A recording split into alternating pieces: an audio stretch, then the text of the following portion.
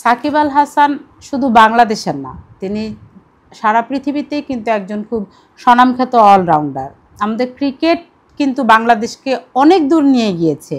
বাংলাদেশ বলতে একটা সময় মানুষ কিন্তু শুধু ইন্ডিয়া চিনত, বাংলাদেশ কোথায় এটা কিন্তু মানুষকে বলতে হতো বা বুঝিয়ে বলতে হতো যে ম্যাপের এই জায়গায় বাংলাদেশ।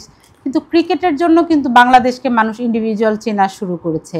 এই সজীবের মাথায় গোবর, এই সজীব বলে কি প্রয়োজনে সে ক্রিকেটই বন্ধ করে দেবে। আরে আপনি ক্রিকেট বন্ধ করে দেয়ার কে?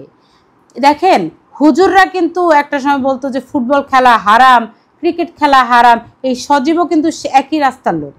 সে কি করছে, তার বিভিন্নভাবে সেই সাকিবকে দোষারোপ করছে, তার উপরে আবার কি করলো, বলছে যে ক্রিকেটটাই সে বন্ধ করে দিতে চাচ্ছে।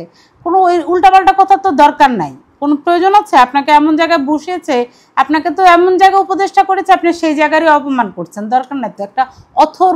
একটা অথর্ব ছেলে। আর সাকিব আল হাসানের মতো লোকের পিছনে লেগে স্ট্যাটাস, তার মানে কোনো কাজ নাই, তার সংশ্লিষ্ট মন্ত্রণালয় নিয়ে তার কোনো কাজ নাই, তার কোনো মাথা ব্যথা নাই, কোনখানের কোন সাকিব কারে নিয়ে পড় দিচ্ছে তারে ধৌ, এগুলো তো করার দরকার নেই। একটা উপদেষ্টার তো এগুলা কাজ না। হ্যাঁ, ফেসবুকে স্ট্যাটাস দেওয়া তো একটা উপদেষ্টার কাজ না ভাই, কাজ তো আছে অনেক।